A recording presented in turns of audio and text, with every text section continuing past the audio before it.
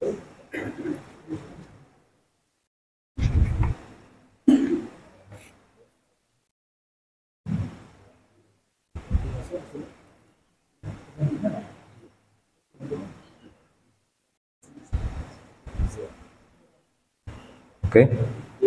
Sampai jam berapa? Ya, suruh. Sampai syuruh.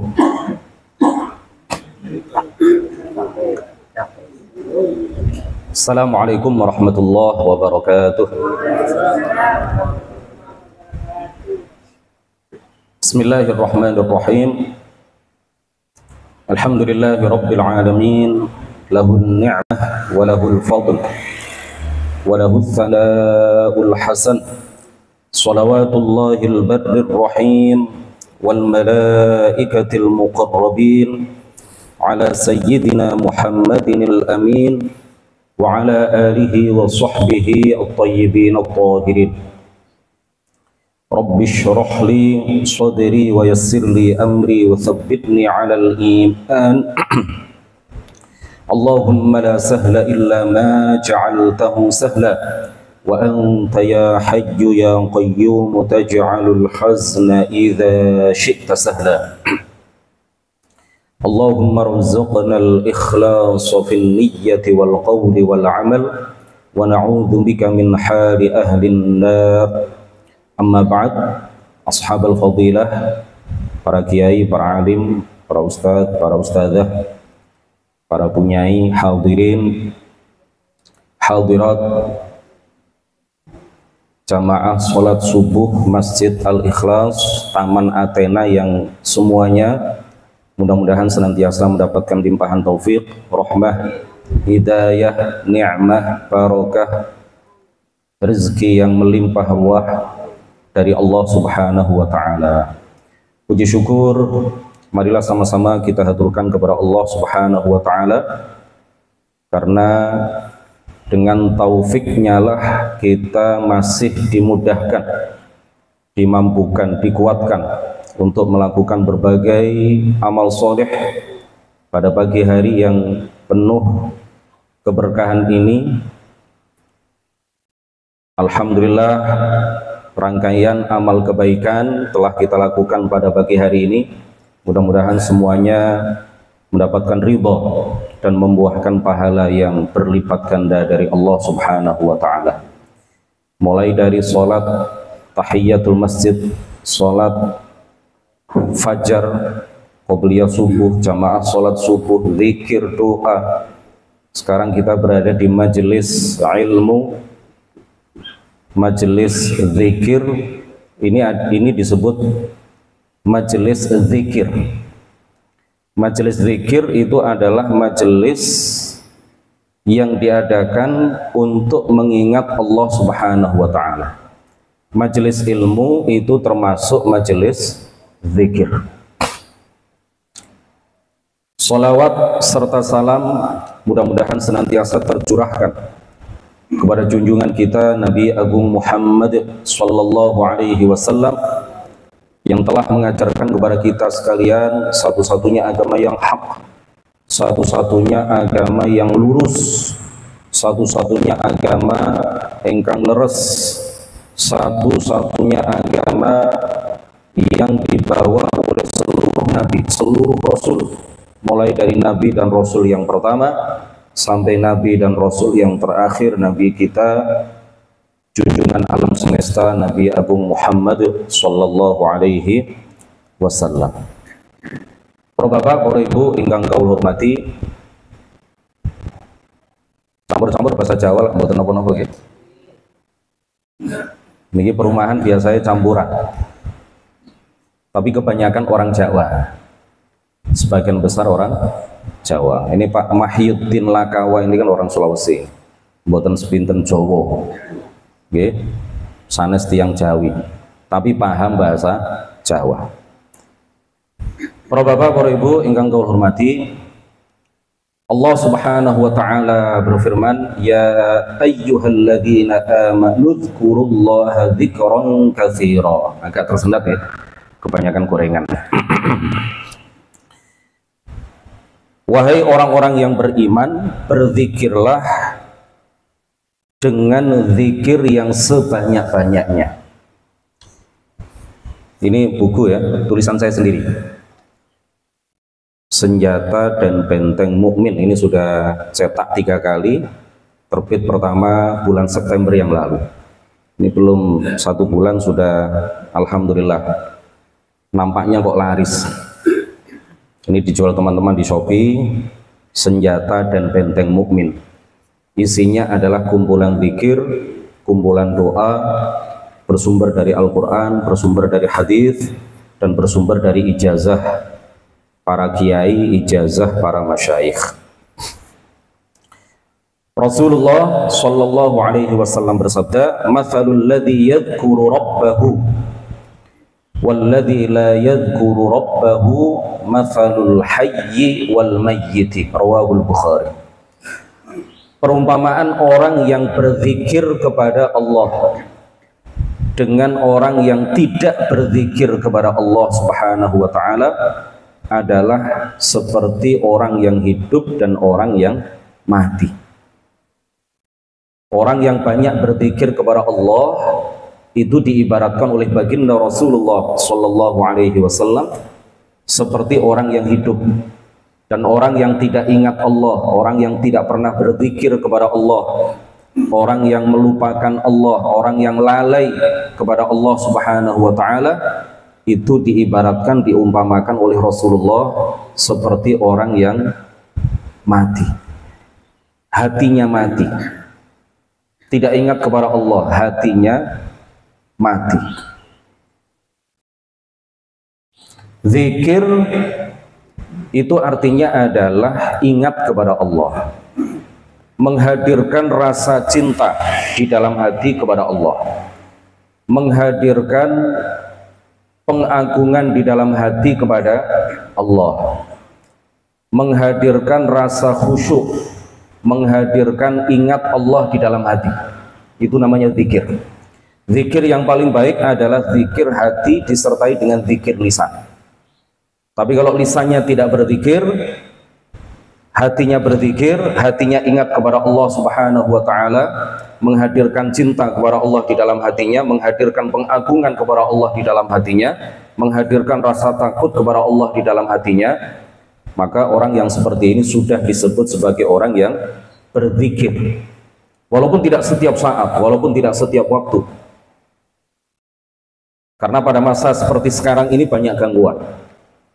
Ada HP, ada internet, ada TV, ada pertandingan sepak bola, ada film, ada sinetron, ada istri, ada anak, ada cucu, banyak gangguan. Tapi kalau kita walaupun tidak setiap saat ingat kepada Allah, saat-saat tertentu hati kita ingat kepada Allah, menghadirkan cinta, pengagungan, takut kepada Allah Subhanahu wa taala di dalam hati, maka ini sudah disebut sebagai berzikir kepada Allah Subhanahu wa taala, walaupun lisan kita tidak mengucapkan apa-apa, tidak membaca apa-apa. Tetapi zikir yang paling baik adalah zikir hati yang disertai zikir lisan. Zikir lisan yang disertai dengan zikir hati. Lisan membaca wirid-wirid tertentu, zikir-zikir tertentu, bacaan-bacaan tertentu, kemudian di dalam hati kita menghadirkan cinta, pengagungan, disertai rasa takut kepada Allah Subhanahu wa taala. Ini adalah zikir yang paling baik. Para bapak, para ibu ingkang kula hormati, suatu ketika baginda Rasulullah sallallahu alaihi wasallam masuk ke dalam Masjid Nabawi. Beliau mendapati ada 2 halqah, ada 2 majelis, ada 2 komunitas, ada 2 kelompok sahabat di dalam Masjid Nabawi. Yang satu sedang membaca zikir, yang satu sedang mengkaji ilmu agama. Kelompok yang satu membaca zikir-zikir tertentu, kemudian kelompok yang lain di satu masjid yang sama sedang mengkaji, sedang mudzakarah, ngaji ilmu agama. Rasulullah Shallallahu Alaihi Wasallam kemudian duduk bersama mereka yang sedang mengkaji dan mudzakarah ilmu agama. Lalu Rasulullah mengatakan apa? Kilal majlisaini ala khair walakin hadzal majlisu afdal. Dua majelis yang ada di masjid ini, yang satu berzikir, yang satu mengkaji dan mudzakarah ilmu agama. Kilal majlisaini ala khair.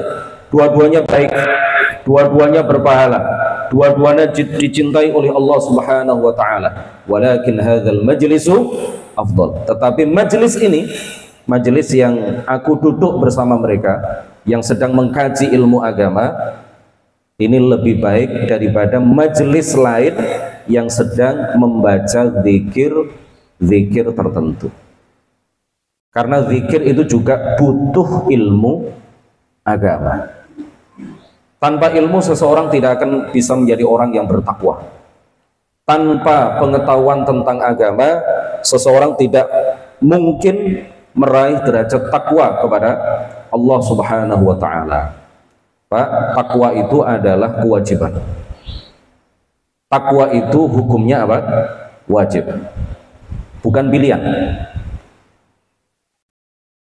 Jangan sampai ada di antara kita yang mengatakan nek dadi wong takwa alhamdulillah, nek gak dadi ya gak apa-apa. Gak boleh.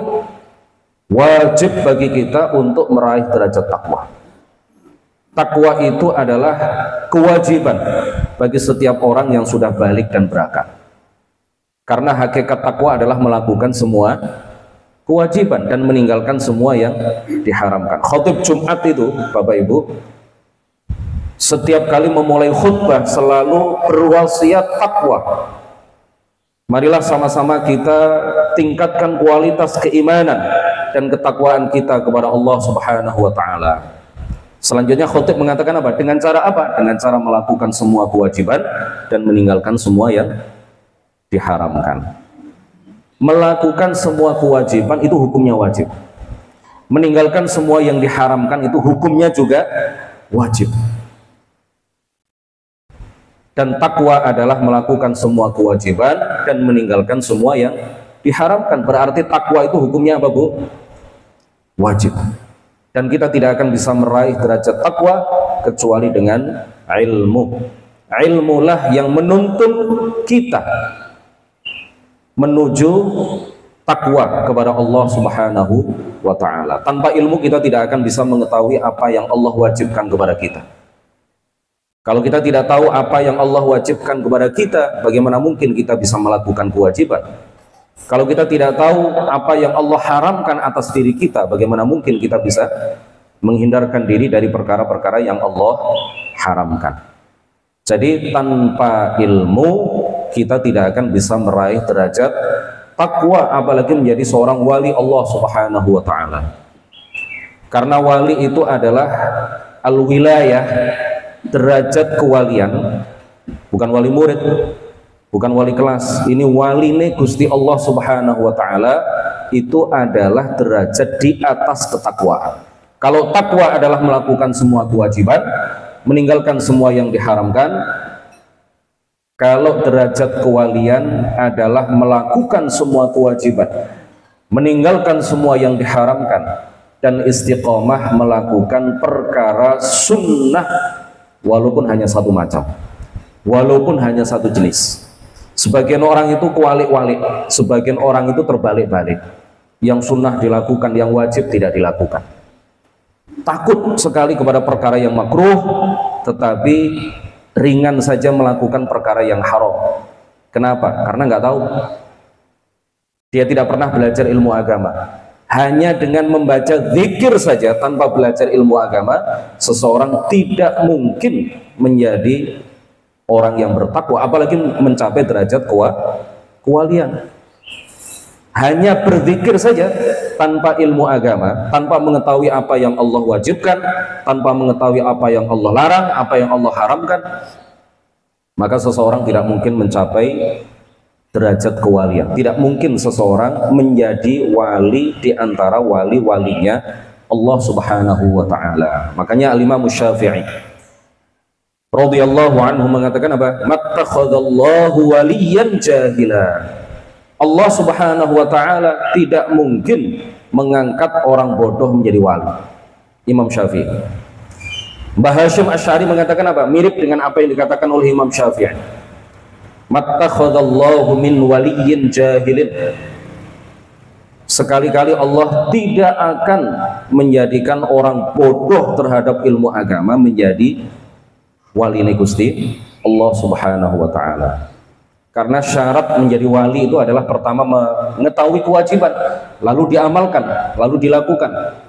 Mengetahui yang haram, kemudian dijauhi semuanya. Kemudian istiqomah di dalam melakukan perbuatan sunnah walaupun hanya satu macam. Tahajud tok, nggak pernah duha, nggak pernah qobliyah, nggak pernah ba'diyah. Tidak pernah melakukan hal-hal yang disunnahkan. Kecuali satu macam, tahajud tok misalnya. Atau poso Senin Kemis tok tapi nggak pernah tahajud, tapi semua kewajiban dilakukan, semua perkara ditinggalkan, semua perkara yang haram ditinggalkan, lalu dia melakukan satu perkara sunnah, poso Senin Kemis, liyane nggak pernah dilakukan, tahajud nggak pernah, sholat hajat tidak pernah, qobliyah ba'diyah tidak pernah, sholat duha tidak pernah, hanya melakukan satu perkara sunnah, yaitu poso Senin Kemis, tapi rutin dilakukan. Setelah melakukan semua kewajiban dan setelah meninggalkan semua yang diharamkan, maka orang yang seperti ini sudah mencapai derajat sebagai wali di antara wali-walinya Allah Subhanahu wa ta'ala. Kalau dia meninggal, maka dijamin meninggalnya dalam keadaan husnul khatimah. Orang yang sudah mencapai derajat kewalian, maka kalau dia meninggal, maka meninggalnya akan membawa, bisa dipastikan meninggalnya akan dijadikan oleh Allah akhir hayatnya sebagai akhir hayat yang husnul khatimah, membawa Islam dan iman. Para bapak, para ibu ingkang kula hormati, jadi takwa itu adalah ilmun wa amal. Takwa itu adalah ilmu dulu lalu amal. Belajar ilmu agama terlebih dahulu, kemudian ilmu agama yang dipelajari dipraktekkan dalam kehidupan sehari-hari. Tanpa ilmu dan amal, seseorang tidak mungkin menjadi orang yang bertakwa. Makanya majelis ilmu, Bapak Ibu, ini juga termasuk majelis zikir. Rasulullah kan di dalam banyak sekali hadis memuji majelis zikir. Para ulama menjelaskan bahwa majelis ilmu seperti yang kita lakukan sekarang ini termasuk dalam kategori majelis apa? Zikir. Kenapa? Karena ilmu itu menuntun kita untuk ingat kepada Allah. Zikir itu artinya ingat kepada Allah. Dengan ilmu kita bisa berzikir dengan baik. Dengan ilmu kita bisa sholat sesuai dengan tuntunan syariat. Dengan ilmu kita bisa menjauhkan diri dari hal-hal yang diharamkan. Yang bahaya itu Pak, ini sangat berbahaya. Melakukan dosa tanpa mengetahui bahwa itu dosa. Orang yang tahu bahwa perbuatan tertentu itu dosa, lalu dilakukan karena kalah dengan hawa nafsunya, kalah dengan godaan setan, itu masih lebih mending, masih lebih lumayan dibandingkan dengan orang yang melakukan dosa tanpa mengetahui bahwa apa yang dilakukan itu dosa. Karena orang yang tahu bahwa itu dosa kemudian dilakukan, suatu saat masih ada kerentek kepingin taubat. Tapi kalau ada orang itu yang melakukan dosa tanpa mengetahui bahwa apa yang dilakukan adalah dosa, maka tidak ada kerentek sama sekali di dalam hatinya untuk bertobat, karena dia anggap itu perbuatan biasa saja. Dia anggap itu adalah perbuatan yang tidak melanggar syariat Allah. Dia menganggap itu perbuatan yang biasa-biasa saja, padahal itu bisa jadi adalah dosa besar. Orang yang seperti ini sangat berbahaya. Kalau itu dilakukan sampai meninggal dunia, maka dia meninggal dalam keadaan membawa dosa besar yang bertumpuk-tumpuk. Nah, ini bahayanya. Makanya kebodohan, Bapak Ibu, dicela oleh Allah dan Rasulnya. Dalam banyak hal orang bodoh itu tidak diampuni kalau dia melakukan dosa. Dalam banyak hal. dalam banyak hal orang yang bodoh terhadap ilmu agama, kalau dia melakukan perbuatan-perbuatan dosa, tidak akan diampuni oleh Allah Subhanahu wa ta'ala. Dosanya tidak diampuni oleh Allah Subhanahu wa ta'ala. Ya. Kalau seandainya orang yang bodoh, Pak, seandainya orang yang bodoh, setiap apa yang dia lakukan diampuni oleh Allah Subhanahu wa ta'ala, maka surga itu penuh dengan orang-orang bodoh. Maka Allah Subhanahu wa ta'ala tidak akan memuji ilmu dan ulama. Padahal Allah Subhanahu wa ta'ala juga baginda Rasulullah sallallahu alaihi wasallam di dalam banyak sekali hadis memuji ilmu dan memuji orang yang berilmu.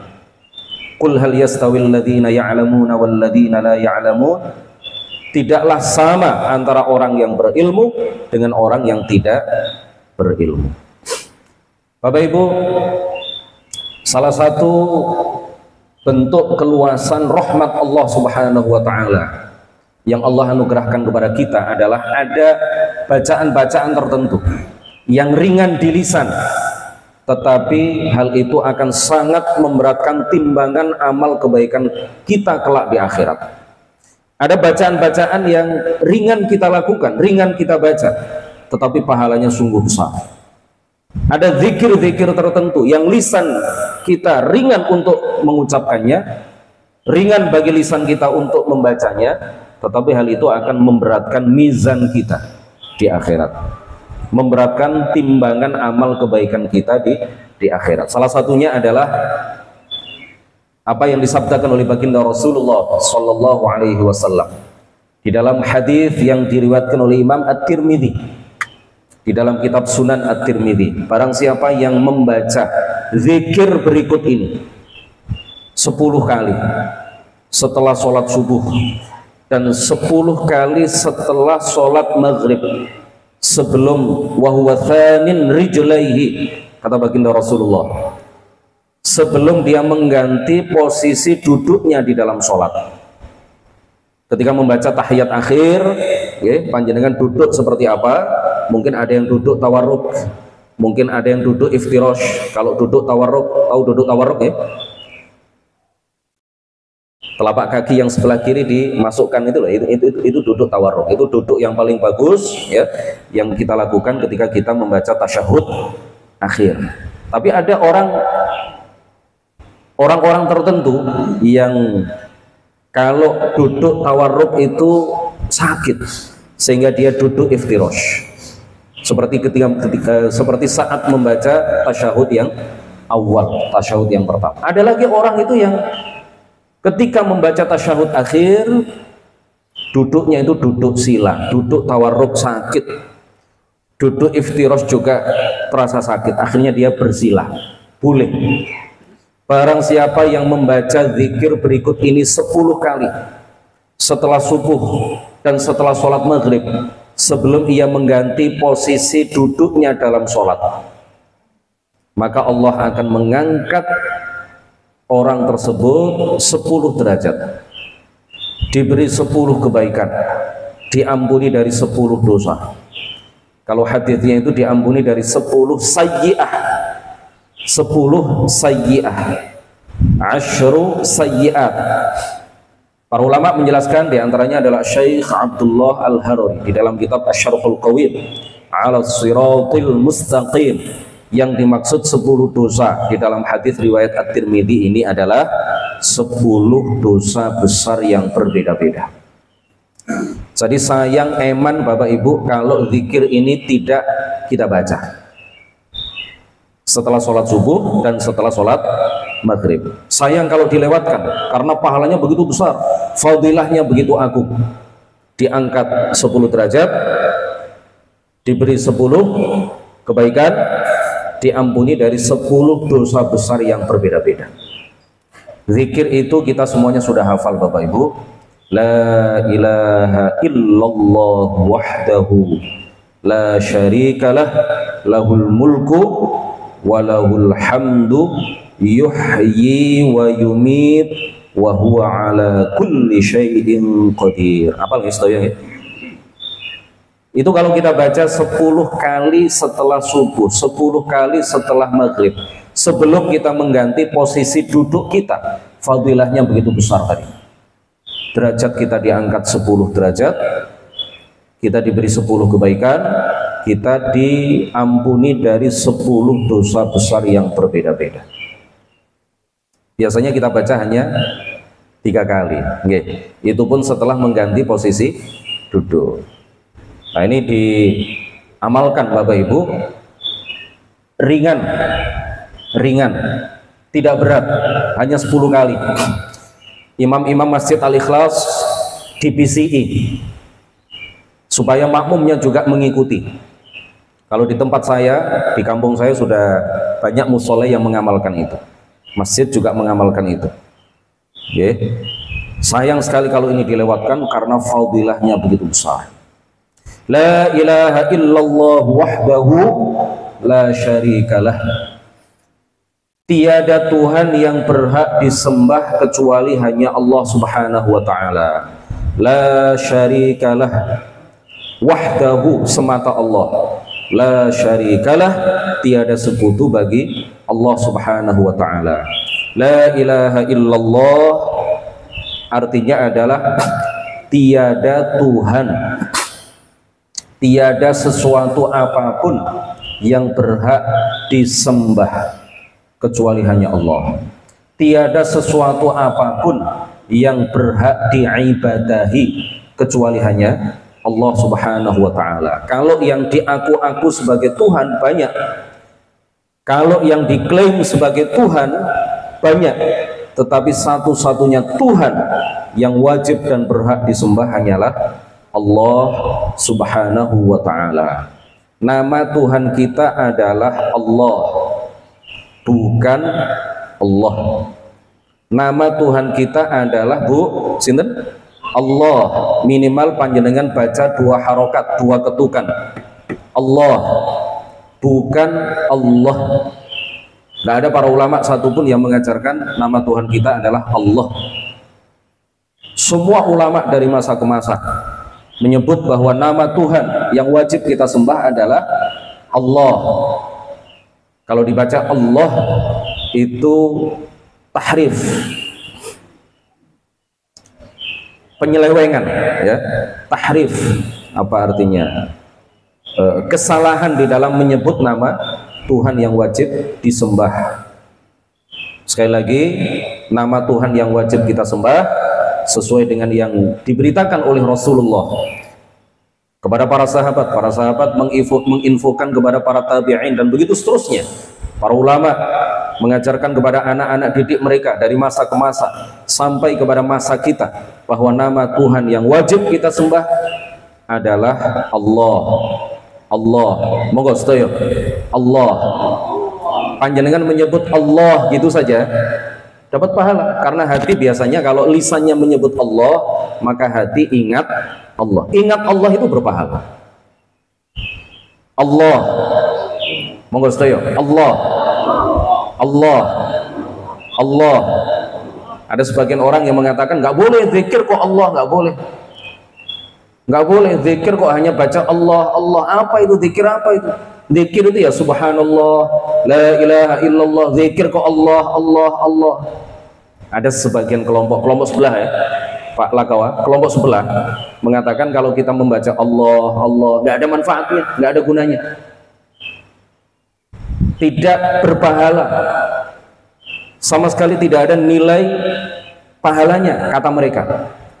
Ini tidak benar. Tidak benar. Para ulama mengajarkan kepada kita bahwa kalau kita berzikir hanya menyebut nama Allah, maka itu sudah disebut sebagai zikir. Karena ketika orang menyebut Allah, maka hati menjadi ingat kepada Allah. Hadir di dalam hati kita rasa cinta kepada Allah. Hadir di dalam hati kita pengagungan kepada Allah. Hadir di dalam hati kita rasa takut kepada Allah Subhanahu wa ta'ala. La ilaha illallah, tiada sesuatu apapun yang berhak diibadahi, yang berhak ditujukan ibadah kepadanya kecuali hanya Allah Subhanahu wa ta'ala.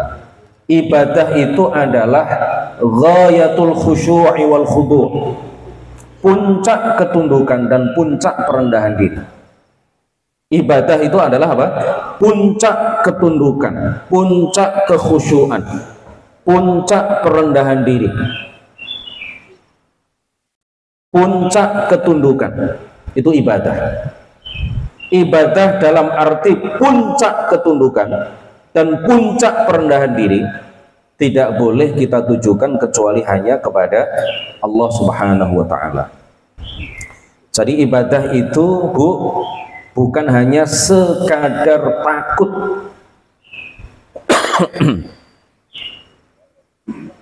bukan hanya sekadar berharap kepada selain Allah kemudian itu disebut sebagai ibadah kepada selain Allah. Dulu waktu masa COVID-19, masa pandemi, Bapak Ibu, populer sekali ungkapan takut kok kepada corona. Takut itu mestinya kepada Allah. Emang kalau takut kepada corona kenapa? Apakah musyrik?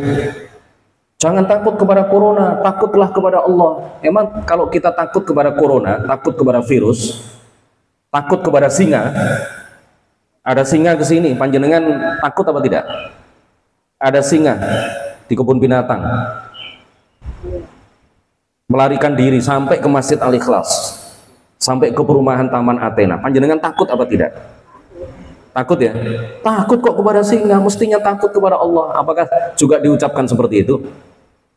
Jadi takut kepada corona itu nggak ada masalah. Itu takut yang manusiawi, sama dengan takut kepada musuh, takut kepada orang yang bawa senjata. Tiba-tiba ada orang datang ke sini bawa senjata, takut apa tidak kita? Takut, itu takut yang manusiawi. Itu boleh kita tujukan kepada selain Allah, tapi puncak rasa takut tidak boleh kita tujukan kepada selain Allah. Puncak rasa takut itu apa? Puncak ketundukan, puncak perendahan diri, puncak takut itu nggak boleh kita tujukan kepada selain Allah. Kalau itu ditujukan kepada selain Allah, musyrik.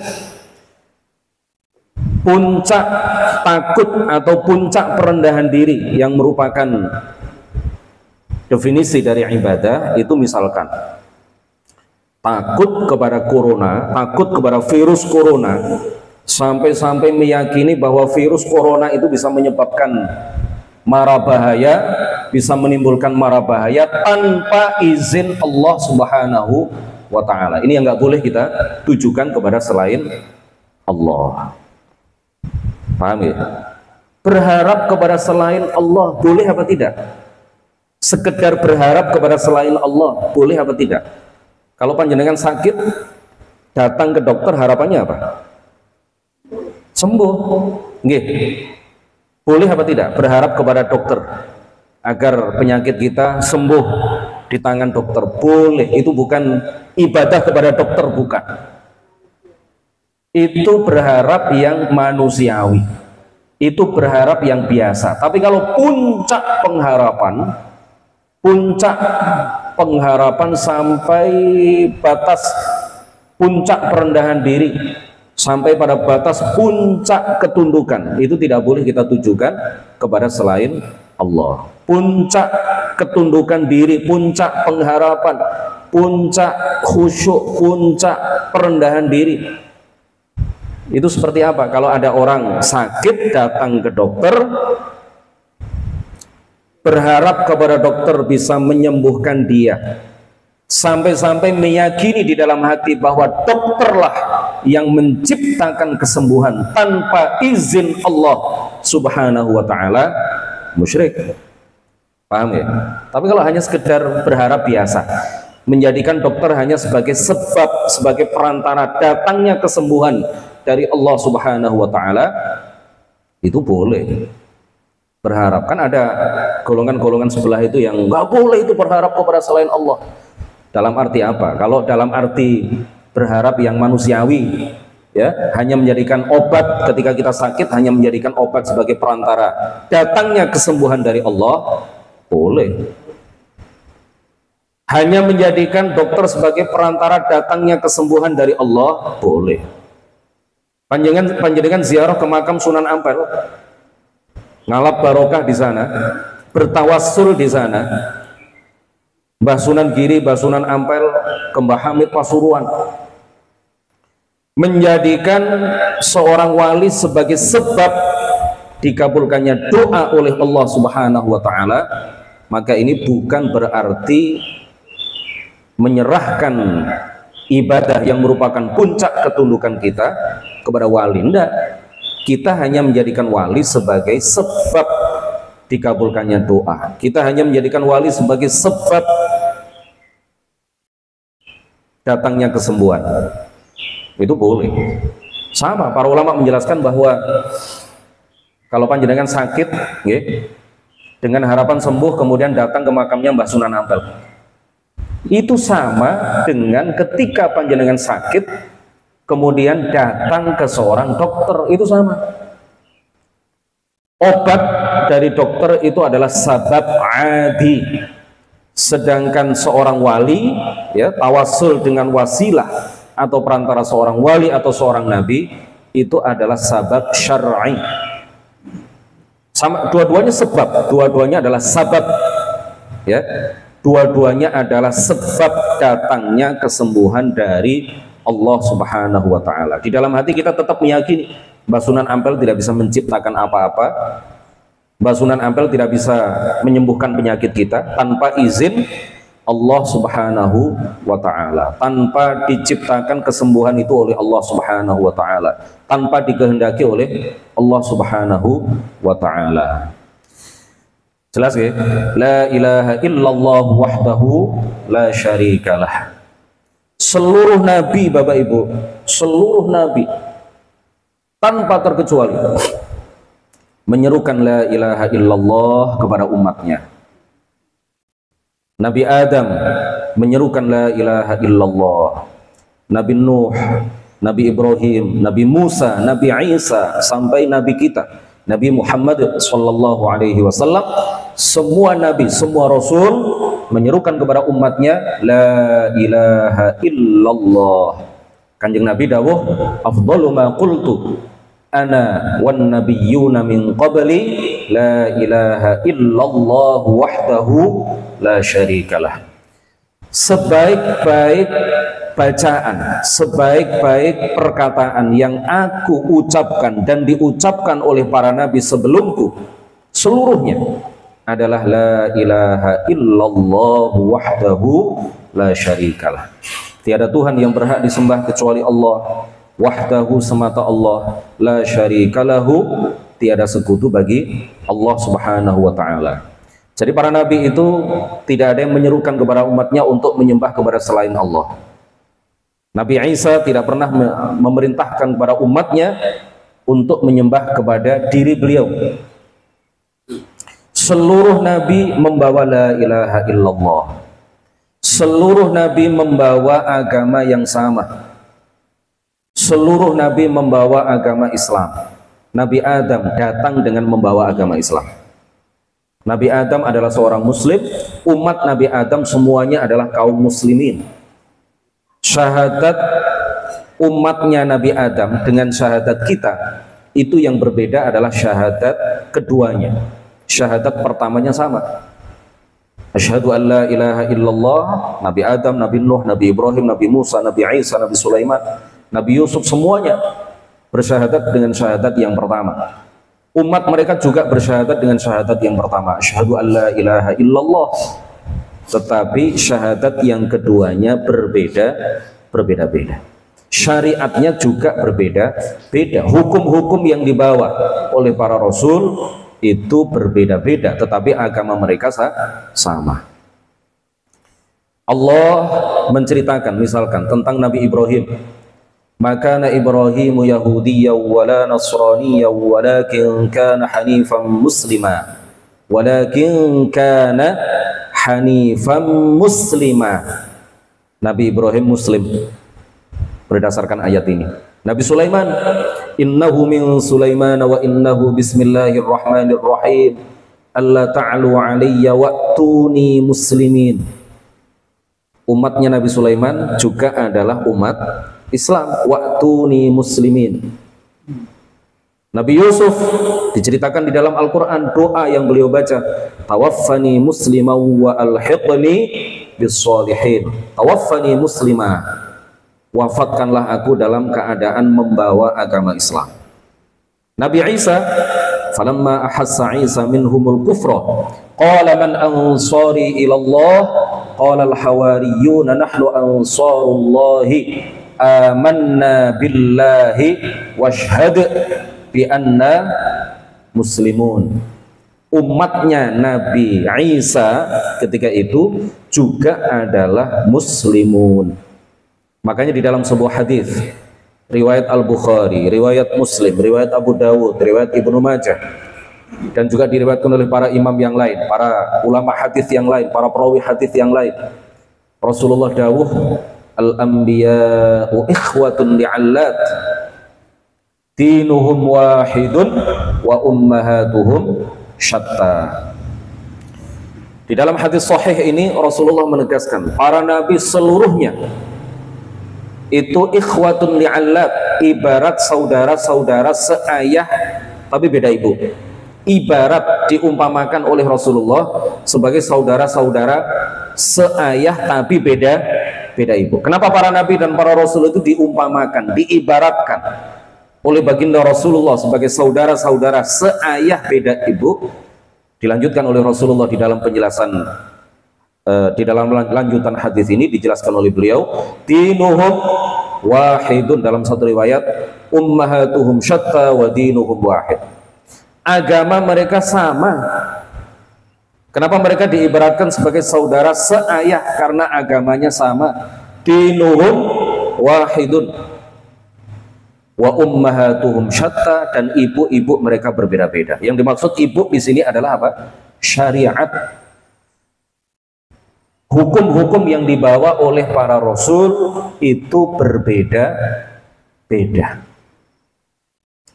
Nabi Adam membawa syariat boleh menikah dengan saudara kandung asalkan bukan kembarannya. Itu syariatnya Nabi Adam. Pada syariat rasul-rasul sebelumnya ini dihapus, nggak boleh. Walaupun itu bukan saudara kembar, ya, tapi kalau masih seayah seibu, atau seayah beda ibu, atau seibu beda ayah, nggak boleh dinikahi. Tapi pada syariat Nabi Adam hal itu dibolehkan, karena memang kalau nggak dibolehkan ya tidak akan berketurunan. Nggak ada orang lain kecuali saudara semuanya. Semuanya adalah saudara-saudara seayah seibu semuanya. Anak-anak Nabi Adam itu adalah semuanya, bapak mereka adalah Adam dan ibu mereka adalah Hawa. Makanya syariat ketika itu boleh menikah dengan saudara kandung asalkan bukan kembarannya. Karena setiap kali melahirkan, Sayyidah Hawa itu melahirkan kembar, laki-laki perempuan, laki-laki perempuan, laki-laki perempuan, sampai 40 kali.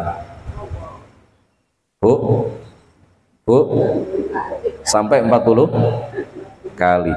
Kuat jenengan, Bu? Ada yang kuat, Bu? Satu aja, dua aja, tiga aja. Ini kembar sampai 40 kali. Masya Allah, ya. Kalau Allah memberikan kekuatan, kuat, Bu. Allah memberikan kekuatan kepada panjenengan, punya anak 12, 20, 25, panjenengan kuat, Bu. Syariat para rasul terdahulu, misalkan ya, bedanya dengan syariat yang Allah turunkan kepada Nabi Muhammad Sallallahu Alaihi Wasallam.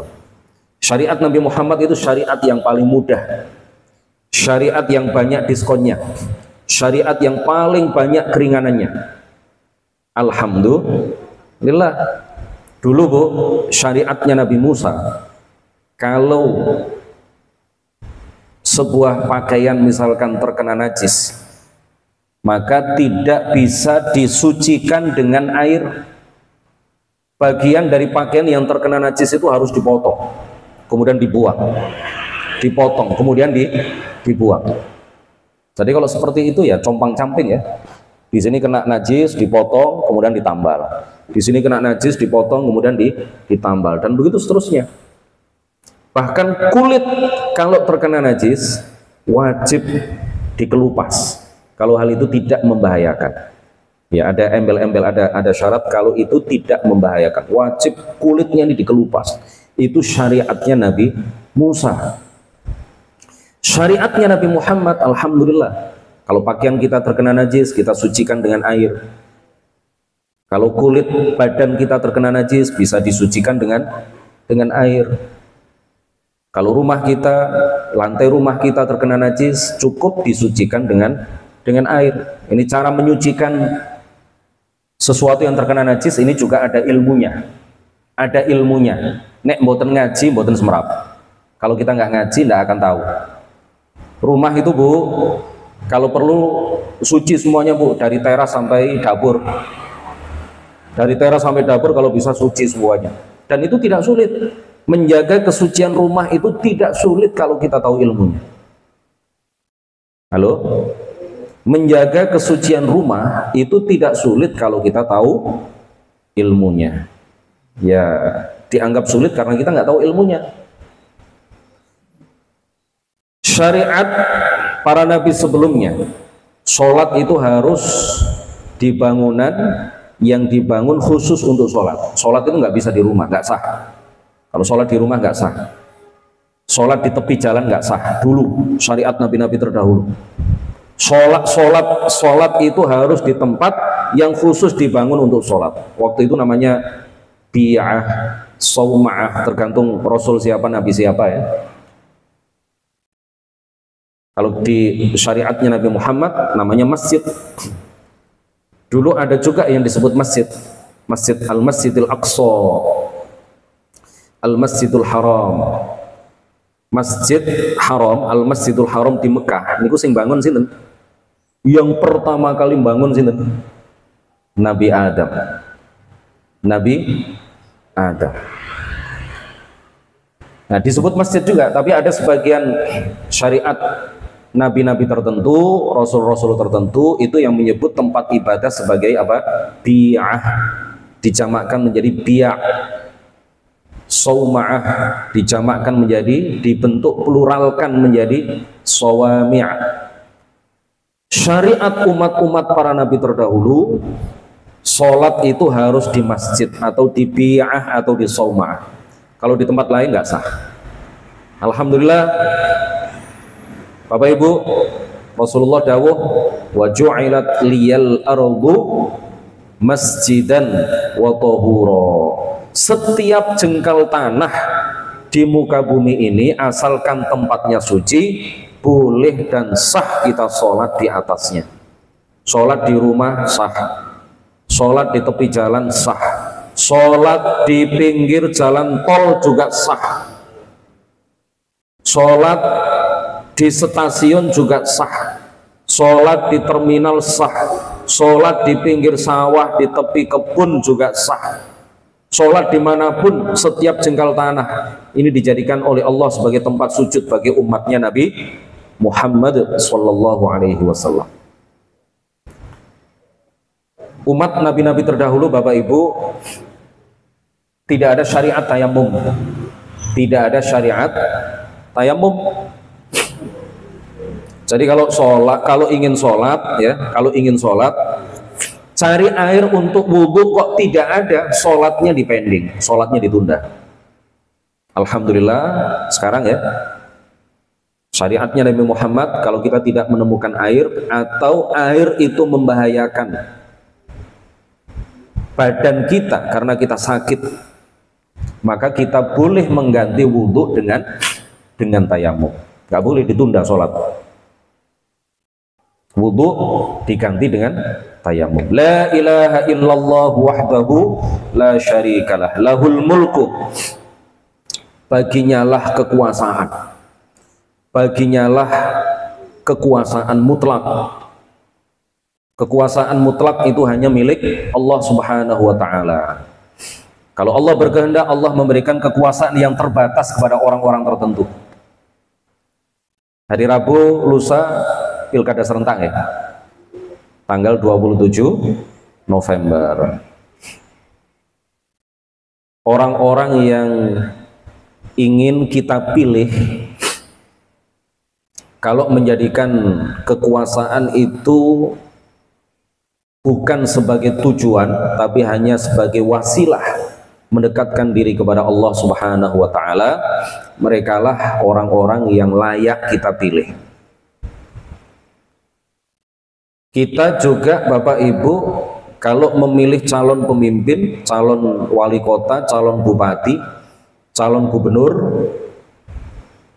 kita jadikan kegiatan hak pilih kita, dipilih suara, itu sebagai sarana untuk mendekatkan diri kepada Allah Subhanahu wa taala. Karena itu kita yakini sebagai sarana untuk mencapai dan menggapai ridha dari Allah Subhanahu wa taala, maka kita tidak akan sembrono di dalam menggunakan hak pilih.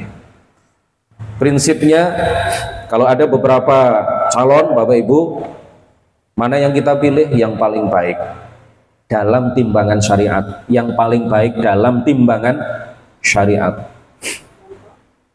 Ya, contohnya yang paling rajin sholatnya, yang paling rendah hati, yang paling sabar, yang paling bisa bersyukur. Ini info-info itu kan ada ya, orang ini sergap sholat maupun boten. Sekarang ada medsos, sekarang ada internet, ya. Meskipun tidak cukup kita gali informasi hanya dari internet, ya kita tanya lah sebelum kita menggunakan hak pilih, kita tanya-tanya dalam timbangan syariat mana yang terbaik di antara calon-calon yang ada. Kalau semuanya nggak ada yang baik, prinsipnya adalah kita pilih yang paling sedikit keburukannya dalam timbangan syariat. Pokoknya kaidahnya seperti itu, rumusnya seperti itu. Kita pilih yang paling baik dalam timbangan syariat, bukan dalam timbangan diri kita, bukan berdasarkan hawa nafsu kita, bukan hanya berdasarkan oh dia orang yang gagah kita pilih, dia cantik kita pilih, dia dari partai A kita pilih, dia dari partai B kita pilih. Tapi timbangannya adalah timbangan syariat. Baik kepada keluarga apa tidak, misalkan ya, Rasulullah mengatakan khairukum khairukum li ahlihi wa ana khairukum li ahli. Aku adalah orang yang sebaik-baik kalian adalah orang yang paling bisa memperlakukan istri-istrinya dengan baik, dan aku adalah orang yang paling bisa memperlakukan istriku dengan baik. Dilihat rekam jejaknya pada keluarga. Kalau kepada keluarga itu sabar, berarti dia adalah orang yang betul-betul sabar. Kalau dengan keluarga dia tidak sabar, sabar dia di luar keluarga itu hanya pencitraan saja, Pak Lakawan. Sudah? Oke. Saya tadi nunggu ini, Pak Lakawan. Kok nggak digini-ginikan ya? Makanya tadi saya tanya, ini sampai jam berapa ya? Cukup, Bapak Ibu? La ilaha illallah wahdahu la syarikalah, lahul mulku wa lahul hamdu, dan baginya lah segala puji. Yuhyi wa yumit, dia maha menghidupkan dan maha mematikan. Wa huwa ala kulli syai'in qadir, dan dia maha kuasa atas segala sesuatu. Panjenengan baca 10 kali setelah sholat subuh dan 10 kali setelah sholat maghrib, sebelum mengganti posisi duduk ringan untuk kita baca, tapi fadilahnya begitu besar, akan sangat memberatkan timbangan amal kebaikan kelak kita di akhirat. Sebelum kita mengganti posisi duduk baca itu setelah sholat subuh dan setelah sholat maghrib 10 kali. Demikian. Ada tanya jawab no, betul Pak Mahyuddin? Tanya jawab. Oke, monggo. Assalamualaikum warahmatullahi wabarakatuh. Waalaikumsalam warahmatullahi wabarakatuh. Merdu sekali suaranya ya. Di luar Pak Ustaz kamu. Iya. Namanya Jabatan ya. Sudah? Aku menanyakan tentang mengingat Allah di hati.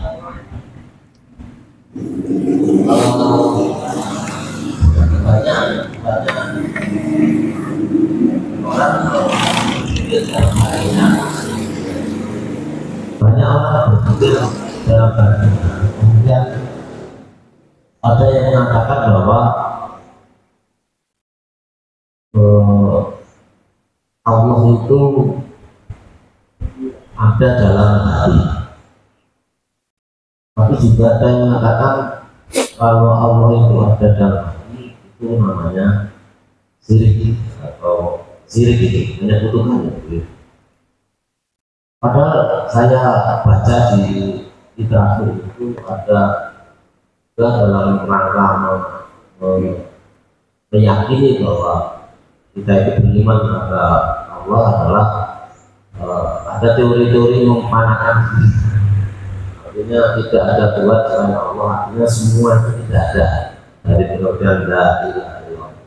Kemudian ada teori tajali disampaikan oleh banyak ustaz baik di TikTok maupun di buku-buku juga demikian. Ada yang mengatakan kalau Allah bersama, ada yang mengatakan ulama musyrik, itu tidak boleh, tidak musyrik. Padahal hati kita itu mengingat Allah, tapi dikatakan musyrik. Bagaimana penjelasannya Pak Ustaz? Wajib kita yakini. Waalaikumsalam warahmatullahi wabarakatuh. Para ulama sepakat menyatakan bahwa Allah itu berbeda dengan apapun, berbeda dengan siapapun. Tidak ada yang mengetahui hakikat Allah kecuali hanya Allah. Sahabat Abu Bakr As-Siddiq radhiyallahu anhu, afdalul awliya, a'lal awliya darajatan. Wali yang paling tinggi derajatnya itu siapa? Sahabat Abu Bakar. Sepanjang masa. Syekh Abdul Qadir Al-Jilani disebut sebagai Sultanul Auliya, pimpinan para wali. Itu yang dimaksud adalah pimpinan para wali pada masanya. Tapi pimpinan para wali secara mutlak sepanjang masa adalah sahabat Abu Bakar. Nomor 2 Umar, nomor 3 Utsman, nomor 4 Ali radhiyallahu anhum ajma'in. Nggak ada perbedaan pendapat. Afdalul auliya, wali yang paling tinggi derajatnya, wali yang paling utama, wali yang paling mulia sepanjang masa adalah sahabat Abu Bakr As-Siddiq radhiyallahu anhu. Beliau mengatakan apa?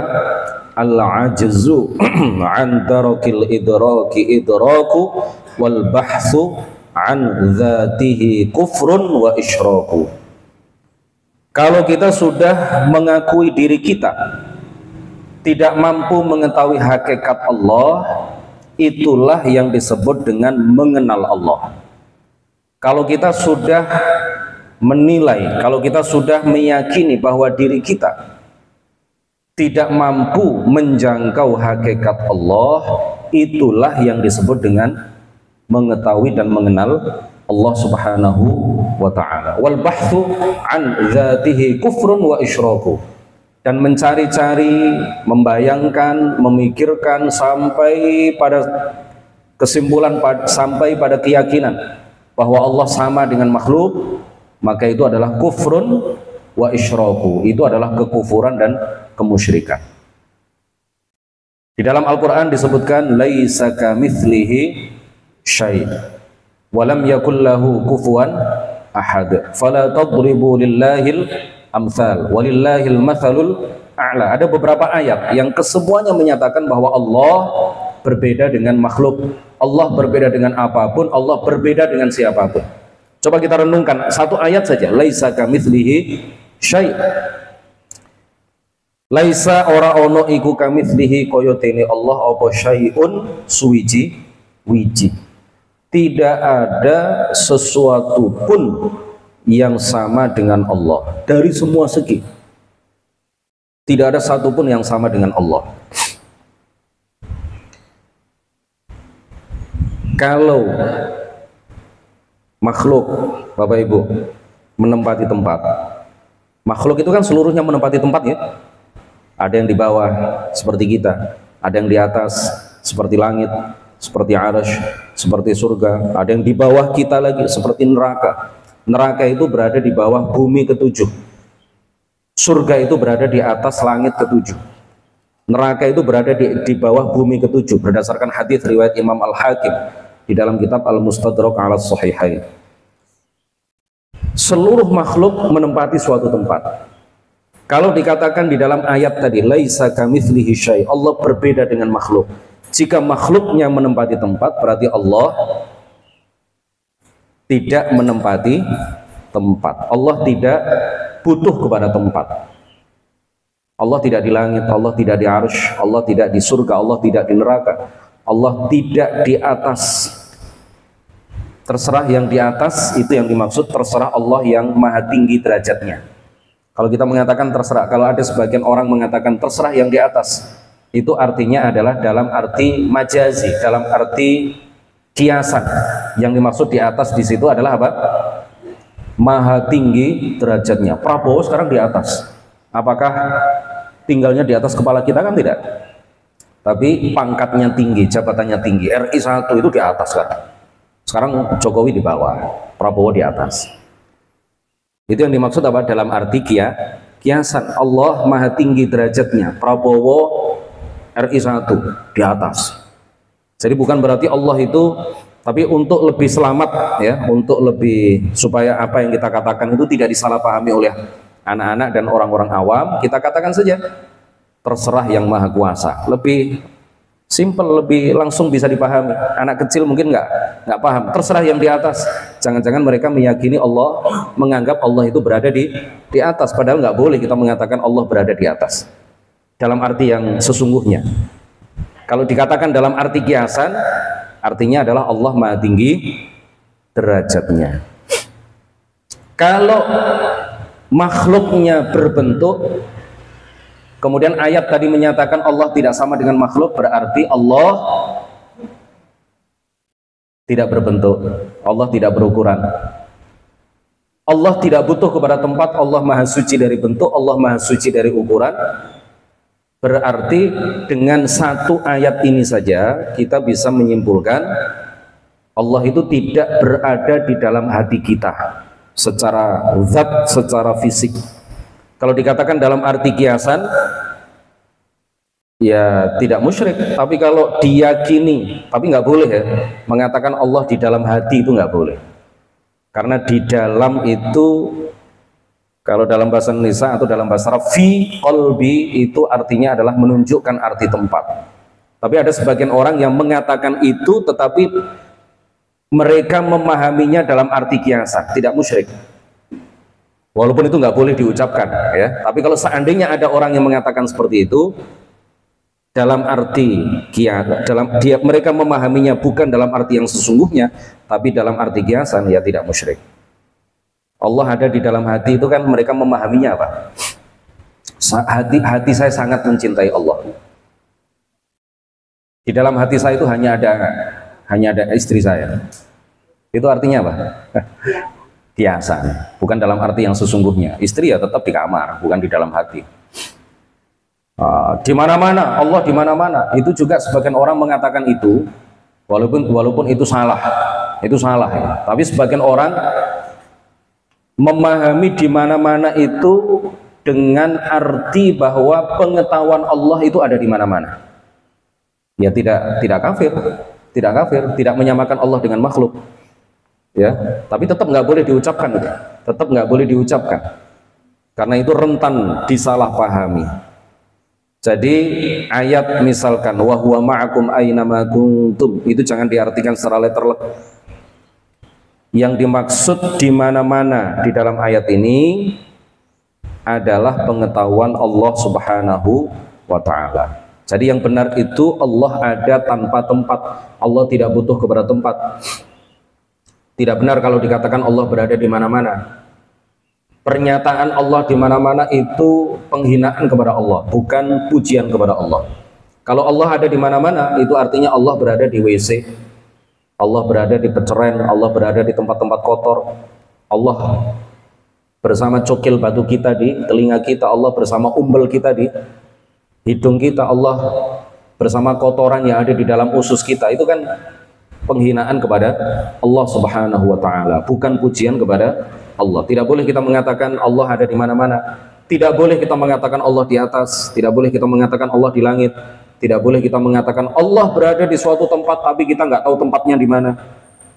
Yang boleh dan diajarkan oleh para ulama ahlu sunnah dari masa ke masa adalah bahwa Allah sama sekali tidak butuh kepada tempat.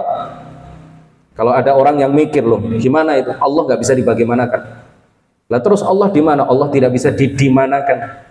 Allah itu berbeda dengan apapun, Allah berbeda dengan siapapun.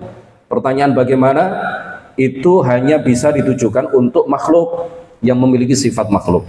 Pertanyaan di mana itu hanya bisa ditujukan untuk makhluk yang menempati suatu tempat. Allah ada tanpa tempat. Jadi salah alamat kalau ditanya Allah itu di mana. Allah maha suci dari sifat makhluk, berarti salah alamat kalau dikatakan Allah bagaimana. Intinya bahwa pertanyaannya singkat tapi jawabannya panjang. Ini belum selesai sebenarnya ini. Tapi takutnya kelamaan. Tapi intinya bahwa Allah nggak bisa dibayangkan. Sama sekali kita nggak bisa membayangkan Allah Subhanahu wa Ta'ala. Yang kita tahu bahwa Allah ada bersifat dengan sifat-sifat kesempurnaan. Allah ada tanpa permulaan, Allah ada tanpa akhir, Allah berbeda dengan makhluk. Allah kekal, Allah hidup tapi hidupnya tidak sama dengan hidupnya makhluk. Allah maha berkehendak tapi kehendak Allah tidak sama dengan kehendak makhluk. Allah maha kuasa atas segala sesuatu.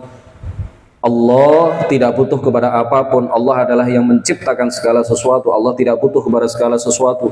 Allah berbeda dengan segala sesuatu. Allah tidak bisa dibayangkan. Allah tidak butuh kepada tempat. Allah maha suci dari bentuk, maha suci dari ukuran, dan seterusnya dan seterusnya. Masih panjang ya.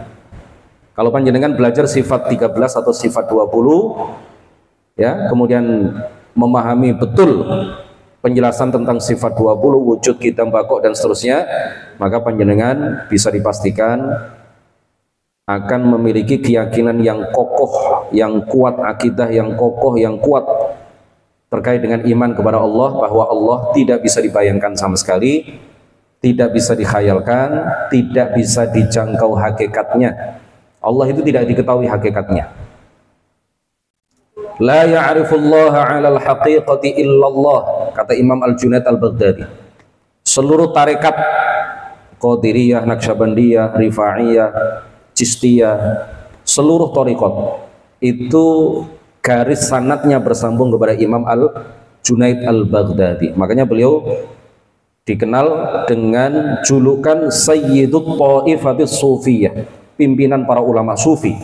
Beliau mengatakan apa? La ya'rifullaha 'alal haqiqati illallahu. Tidak ada yang mengetahui hakikat Allah kecuali hanya Allah.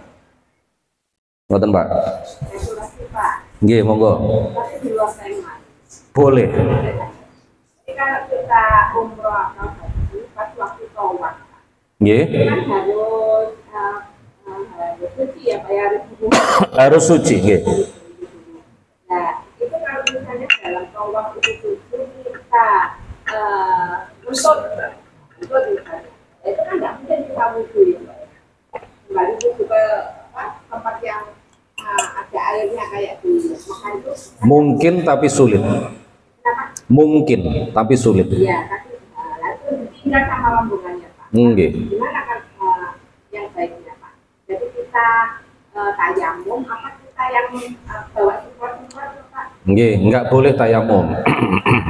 karena air melimpah. Di Masjidil Haram itu air melimpah. Jadi nggak boleh tayamum. Itu kan yang bilang. Jadi pertama, Bu, Kenapa? saya jawab nggih. Nggih. Pertama, kalau bisa menuju ke tempat wudhu, panjenengan menuju tempat wudhu. Kalau tidak memungkinkan, panjenengan bisa boleh bawa semprotan itu. Boleh bawa semprotan, botol yang bisa disemprotkan, okay. Yang rukun wudhu itu ada berapa, Bu? Artinya hal-hal yang wajib dilakukan ketika wudhu, kalau salah satunya tidak dilakukan maka wudhu tidak sah, itu ada berapa? Ada 6, okay. Ada 6. Pertama, niat harus bareng dengan membasuh muka kalau dalam mazhab Syafi'i. Yang kedua, membasuh muka. Yang ketiga apa? Membasuh tangan. Yang keempat apa? Mengusap sebagian kepala. Yang kelima apa? Membasuh kaki. Yang keenam adalah urut tertib berurutan. Jadi yang wajib dibasuh itu 3, Bu. Yang wajib dibasuh itu 3. Pinten? 3. Muka, tangan, kaki. Kalau kepala itu diusap. Apa bedanya antara membasuh dengan mengusap? Membasuh, ini saya tanya dan saya jawab sendiri Bu, panjenengan nggak usah jawab. Ini bukan ujian. Apa bedanya antara membasuh dengan mengusap? Jadi wajah itu dibasuh, kalau wajah itu diusap nggak sah. Kalau panjenengan bawa semprotan, ya, misalkan bawa semprotan, nggak. Sekarang definisi membasuh dulu. Membasuh itu adalah mengalirkan air di tempat yang di bagian yang dibasuh. Toyon itu mili, air itu mengalir di bagian yang dibasuh, di wajah, di tangan, dan di kaki. Kalau mengusap, tangan hanya ditelesi, tangan hanya dibasahi, kemudian diusapkan. Tidak ada air yang mengalir. Kalau membasuh, harus ada air yang mengalir di bagian yang dibasuh. Jadi panjenengan Rasulullah itu seringkali berwudu, Bu, cukup hanya dengan menggunakan ukuran 1 mud air. 1 mud itu ukuran segini Bu, air ditadai segini, 1 cakupan 2 telapak tangan, 1 cakupan 2 telapak tangan digabung jadi 1. Air yang memenuhi ini dengan ukuran telapak tangan orang sedang, ini orang kecil, ini kecil, ini ukuran telapak tangan Rasulullah, ya, itu cukup digunakan Rasulullah untuk berwudu mulai awal sampai akhir, bukan hanya rukun-rukunnya tapi juga sunnah-sunnahnya. Caranya bagaimana? Jadi kurang lebih ya segini Bu, ini cukup penuh, ya, penuh. Air 1 gelas ini cukup digunakan untuk berwudu. Caranya bagaimana? Ketika membasuh muka misalkan, ya, dituangkan sedikit, pokoknya ada air di sini, lalu dialirkan ke wajah. Dialirkan ke wajah, nggak harus banyak seperti di keran itu, cukup sedikit ya, pokoknya ada air di sini, kemudian dialirkan di wajah. Air itu pokoknya mengalir walaupun hanya sedikit, kemudian diratakan dengan tangan. Itu sudah disebut membasuh. Disemprot misalkan, disemprot pakai semprotan, pokoknya air itu ada yang mengalir, disemprot banyak, air mengalir, ratakan dengan tangan. Dengan cara seperti itu boleh. Yang wajib hanya 1 kali, 3 kali itu sunnah. Ya lebih baik 3 kali. Tapi kalau gopoh misalkan kan tawaf, kan, takut ketinggal rombongan, ya rukun-rukunnya saja yang dilakukan. Dibasuh 1 kali, sampai mengalir. Air itu sampai mengalir. Kalau disemprot hanya 1 kali, air tidak mengalir, hanya basah saja, kemudian diusapkan, ini tidak disebut membasuh, ini mengusap. Kalau wajah itu diusap ketika wudu, wudunya tidak sah. Jadi disemprot banyak, ya, sampai air itu mengalir dengan sendirinya. Setelah itu diratakan dengan tangan. Paham Bu? Tangan juga begitu, semprot, atau pakai air aqua, pakai botol itu bisa. Ya, tuangkan sedikit, kemudian gini kan, air kan mengalir, ratakan dengan tangan. Itu sudah disebut membasuh. Justru hemat air ketika wudhu itu dianjurkan. Makanya kalau panjenengan wudhu pakai keran, ambil air, tuangkan ke wajah, kerannya ditutup dulu, ratakan dulu airnya, kerannya ditutup, jangan dibiarkan air itu mengalir tanpa ada manfaatnya. Itu dianjurkan. Salah satu sunnah wudhu adalah hemat air, sesuai dengan apa yang dicontohkan oleh baginda Rasulullah. Beliau kalau wudhu cukup dengan menggunakan air 1 mud segini. Ini cukup, ukuran segini ini cukup dijadikan oleh Rasulullah untuk berwudhu mulai awal sampai akhir. Kakinya sama, semprot, ya, pokoknya air itu mengalir, ya, di telapak kaki air itu mengalir, di kaki mengalir dengan sendirinya, biarkan mengalir dengan sendirinya terlebih dahulu, setelah itu kemudian diratakan dengan tangan. Yang wajib itu sampai mata kaki ke bawah, yang wajib. Yang sunnah itu sampai sini, di bawah dengkul, di bawah lutut, ya, yang itu sunnah. Tapi yang wajib, Bu, sampai mata benjolan itu, Bu, ya, benjolan kanan kiri, ya, itu sampai di situ yang wajib dibasuh. Kemudian tangan itu sampai sini, sampai siku-siku, ya. Sunnahnya itu sampai sini, sunnah dilebihkan sampai sini. Wajah itu ya mulai dari tempat tumbuhnya rambut, okay, orang normal, bukan orang botak. Tempat tumbuhnya rambut orang normal sampai dagu. Dagu itu adalah tulang ini ya. Pertemuan dagu itu adalah pertemuan dua tulang rahang. Ini dagu. Ini batas bawah wajah. Ini batas bawah wajah. Batas atas wajah itu adalah tempat tumbuhnya rambut. Ini batas kanan kiri wajah itu mulai dari sini. Ini apa jeneng ini ya? Ini lah. Anak telinga ini. ini nah, anak telinga. Niki sakjane duduk wajah. Tapi ini wajib dibasuh. Kenapa? Inilah ya. Kelihatan ya? Ini wajib dibasuh. Karena kalau nggak dibasuh, khawatir ada sedikit dari bagian wajah yang tidak terbasuh. Makanya dibasuh. Ini dibasuh. Ini pertama niat. Niat itu yang wajib dalam hati, Bu. Yang wajib dalam hati. Pokoknya ketika gampang niat niku kerentek mawon tengene hati. Waktu basuh wajah, nggih. Waktu basuh wajah, mengalirkan air di wajah, kemudian diratakan. Pertama kali membasuhkan air ke wajah, hati ini panjenengan niat. Niatnya bagaimana? Cukup niat ingsun wudu, cukup. Nek bahasa Arab nawaitul wudu'an niku cukup. Terusane niku mboten wajib, nggih. Terusane niku mboten wajib. Gampangane Bu bagi orang awam, nggih, seperti kita, kerentek mawon tengene ati waktu mbasuh wajah, niat ingsun saya niat berwudu niku sampun cekap. Paham ya? Setelah itu apa? Rukun wudu ada 6. Yang wajib dilakukan ketika wudu ada 6. Niat tadi ya. Dan harus bersamaan dengan membasuh wajah. Yang kedua membasuh wajah. Yang ketiga membasuh sampai siku. Yang keempat, yang ke berapa?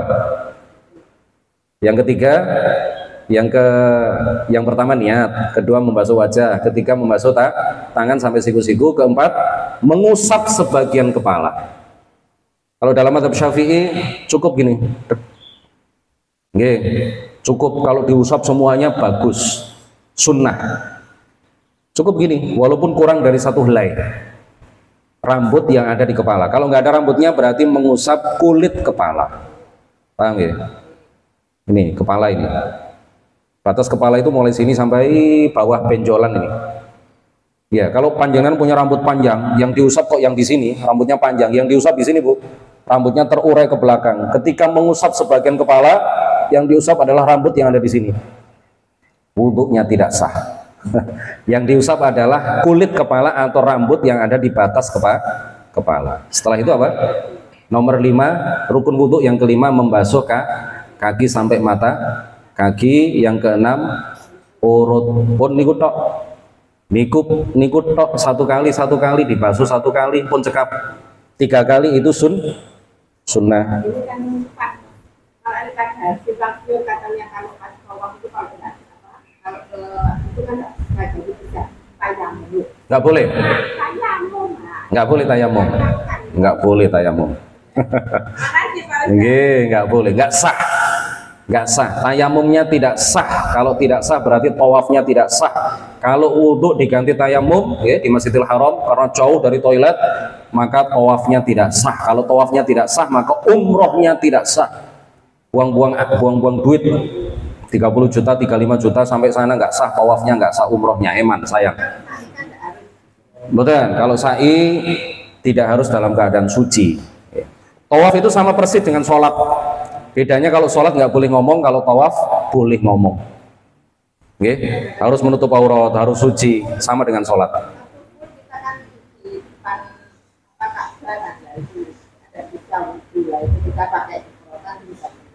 Asalkan disemprot banyak ya, sampai air mengalir. Nggih. Nggih, sami-sami Bu. Nggih. Waalaikumsalam. Ketika tawaf masuk itu ketika pakai ihram, yang lain kita tidak boleh pakai parfum ya. Nah, berikutnya tidak boleh menggunakan. Iya. Bagaimana yang ambisi untuk muncul asal pada di kain kiswah dan batu asal itu buat parfum, bagaimana? Mencium hajar aswad, padahal di hajar aswadnya itu ada parfum. Kalau mencium kan tidak apa-apa. Kalau yang nggak boleh itu kan memberikan parfum, okay? Pakai parfum di rambut atau di kulit atau di pakaian ihram. Nggak apa-apa. Mencium hajar aswad yang ada parfumnya nggak apa-apa. Tapi begini, kadang-kadang orang mencium hajar aswad itu kan sunnah. Ya? Mencium hajar aswad itu apa? Sunnah. Tidak menyakiti saudara sesama muslim itu wajib. Tidak menyakiti saudara sesama muslim secara fisik ya atau secara verbal itu hukumnya. Menyakiti saudara sesama muslim secara fisik maupun verbal itu haram. Kadang-kadang orang melakukan yang haram demi yang sunnah. Sikut nggak boleh itu, haram. Demi untuk melakukan yang sunnah, terbalik itu. Ya kalau bisa mencium hajar aswad dengan tanpa menyakiti orang di sekitar kita, monggo, nggak apa-apa. Jangan sampai kita melakukan yang haram demi yang sunnah. Nggih, kalau desa-desaan biasa nggih enggak apa-apa, tapi kadang-kadang disengaja, Bu. Nyikut itu sengaja memang. Biar dapat tempat, biar bisa maju. Saya sering dapat cerita dari orang-orang, tak sikuti kabeh. Alhamdulillah aku iso maju. Lah kok iso? Iya tak sikuti kabeh. Sikil barang yo nendang, tak tendangi kabeh. Sikil main, tangan yo main. Akhirnya menyakiti saudara sesama muslim ya. Nggak boleh, haram.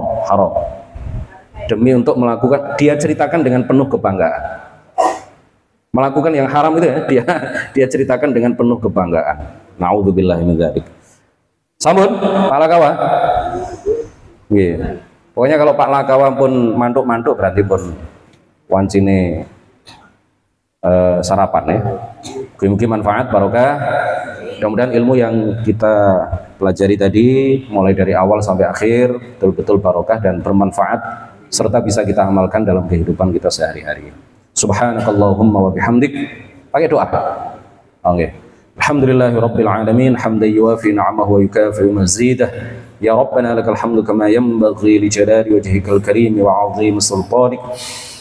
اللهم صل على سيدنا محمد طب القلوب ودوائها وعافية الأبدان وشفائها ونور الأبصار وضيائها وعلى آله وصحبه وسلم اللهم اجعل جمعنا هذا جمعا مرحوما وتفرقنا من بعده تفرقا معصوما ولا تجعل فينا ولا معنا ولا بيننا شقيا ولا محروما اللهم لا تدع لنا في مجلسنا هذا ذنبا إلا غفرته ولا هما إلا فرجته ولا عيبا إلا سترته ولا دينا إلا قضيته ولا مرضا إلا شفيته ولا فقرا إلا جبرته ولا حاجة من حوائج الدنيا والآخرة إلا قضيتها ويسرتها يا رب العالمين اللهم علمنا ما ينفعنا وانفعنا بما علمتنا وزدنا علما وارزقنا فهما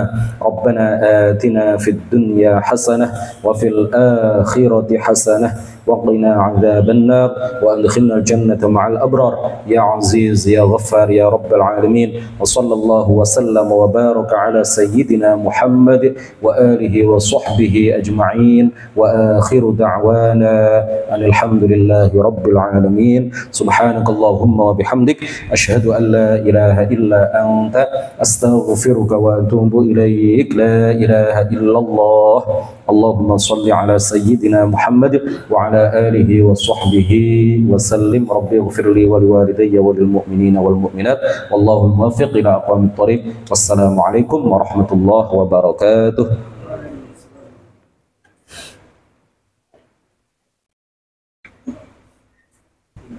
Ini apa? YouTube.